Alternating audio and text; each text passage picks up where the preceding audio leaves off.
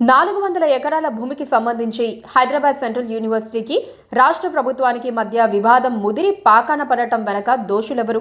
ఎవరి చేతగానితనం వల్ల ఇప్పుడు ప్రభుత్వం ఇరకాటంలో పడింది? రేవంత్ సర్కారు ఎన్ని రకాలుగా వివరణలు ఇస్తున్నా విద్యార్థులు కానీ సామాన్య ప్రజలు కానీ ఎందుకు నమ్మలేకపోతున్నారు? ప్రస్తుత వివాదానికి కేంద్ర బిందువైన Telangana industrial investment corporation TGIIC MD Vishnuvardhan Reddy కిమ్మనకుండా గోడచాటున నిల్చోవటమే ఇందుకు కారణమా అన్న అనుమానాలు కలుగుతోన్న వేళ తాజా పరిణామాలను ఓసారి పరిశీలించాల్సిందే. హెచ్సియుకి ఆనుకొని ఉన్న 400 ఎకరాల భూమి విషయం అటు వర్సిటీకి ఇటు ప్రభుత్వానికి మధ్య వివాదాన్ని రాజేసింది. ఈ భూమిని ప్రభుత్వ అధికారులు ఇటీవల చెదురు చేయటం ప్రారంభించారు. ఈ విషయం తెలుసుకున్న విద్యార్థి సంఘాలు భూమిని ప్రభుత్వం ఆక్రమించి ప్రైవేటు సంస్థలకు కట్టబెట్టేందుకు ప్రయత్నిస్తోందని ఆరోపిస్తూ నిరసన వ్యక్తం చేశాయి. ఈ క్రమంలో విద్యార్థులపై లాఠీచార్జ్ జరగటం, 2 స్టూడెంట్స్ ను అరెస్ట్ చేయటం కూడా జరిగింది. అటు ప్రభుత్వం తరపున టీజీఐఏసీ ప్రకటన విడుదల చేయటం, దానికి హెచ్సియు రిజిస్ట్రార్ కౌంటర్ విడుదల చేయటంతో వివాదం మరింత ముదిరింది. అసలు ఎవరు నిజం చెబుతున్నారో అర్థం కాక సామాన్య ప్రజలు, పర్యావరణవేత్తలు తలపట్టుకునే పరిస్థితి వచ్చింది. కాంగ్రెస్ పార్టీలో పొత్తుగా ఉన్న సిపిఐ ఒక్కటే మౌనంగా ఉంది. మిగతా పార్టీలన్నీ కాంగ్రెస్ ప్రభుత్వ నిర్ణయాన్ని వ్యతిరేకిస్తున్నాయి. 400 ఎకరాల స్థలాన్ని వేలం వేయాలన్న టీజీఐఏసీ నిర్ణయంతో భారీ కట్టడాలు వెలుస్తాయని, పర్యావరణం దెబ్బతింటుందని, విద్యా వాతావరణానికి ఆటంకం కలుగుతుందని కూడా ఆరోపిస్తున్నారు. ఇప్పటికే ఆ భూములు ప్రభుత్వానివే అంటూ టీజీఐఐసి ఆధారాలను బయటపెట్టింది. దీనికి సంబంధించి 2 ప్రకటనలను విడుదల చేసింది. ప్రస్తుతం వివాదం నెలకొన్న భూములను ఉమ్మడి ఆంధ్రప్రదేశ్ ప్రభుత్వానికి హెచ్సియు స్వాధీనం చేసిందని, దానికి బదులుగా వర్సిటీకి సర్కార్ 397 ఎకరాలను బదలాయించిందని స్పష్టం చేసింది. దీనిపై అప్పటి వర్సిటీ రిజిస్ట్రార్ సంతకం చేశారని తెలిపింది. సంబంధిత కాపీలను సీఎంఓ విడుదల చేసింది.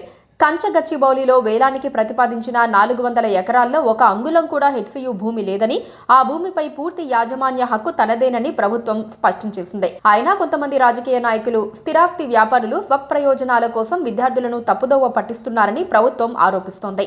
ఆ భూమికి యజమాని ప్రభుత్వమేనని సుప్రీంకోర్టు తీర్పిచ్చిందని గుర్తు చేసింది. దానిపై ఎలాంటి వివాదానికి పాల్పడినా కోర్టు ధిక్కరణ కిందకు వస్తుందని హెచ్చరించింది.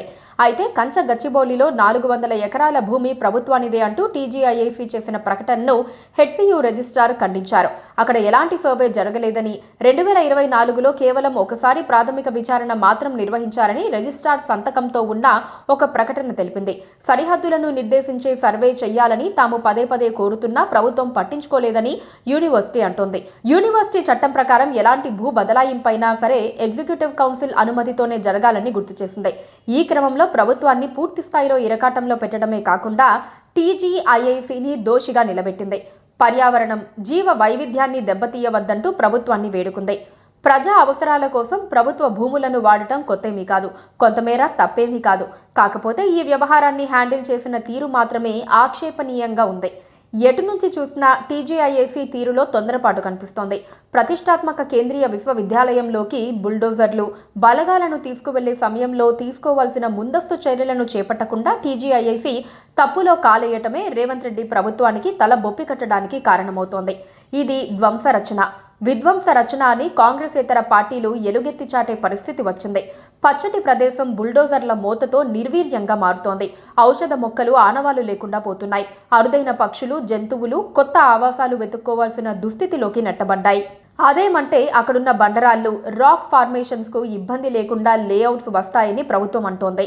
దానిపై ముందే యూనివర్సిటీని, రాష్ట్ర ప్రజలు, పర్యావరణ ప్రేమికులను ఎందుకు సమాధానపరచలేకపోయారన్నది పెద్ద ప్రశ్నే.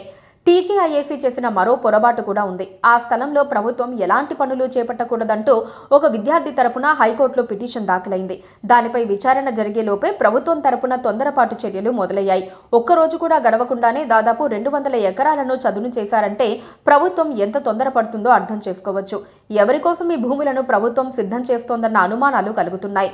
ఉమ్మడి రాష్ట్ర ప్రభుత్వంలో చంద్రబాబు పాలనా కాలంలో కూడా అలా ఒక ప్రయత్నం జరిగి కోర్టు ఉత్తర్వులతో ఈ పని ఆగిపోయింది. ఇప్పుడు మళ్లీ అదే సీన్ రిపీట్ అవుతున్నట్లు చెబుతున్నారు. ప్రభుత్వానికి అనుకూలంగా ఉండే ప్రైవేటు వ్యక్తులకు ఈ భూములు కట్టబెట్టే ప్రయత్నం జరుగుతోందని, సీఎం రేవంత్ రెడ్డి బంధువర్గం గద్దల్లా తన్నుకుపోయేందుకు సిద్ధంగా ఉందని విపక్షాలు ఆరోపిస్తున్నాయి. కోర్టులో కేసు తేలే వరకు ఆగి తర్వాత బుల్డోజర్లు, జేసీబీలను పంపించి ఉంటే ఇలాంటి ఆరోపణలు వచ్చేవి కావు. ఇప్పుడు జనాన్ని కన్విన్స్ చేయటం అంత సులభం కాదు.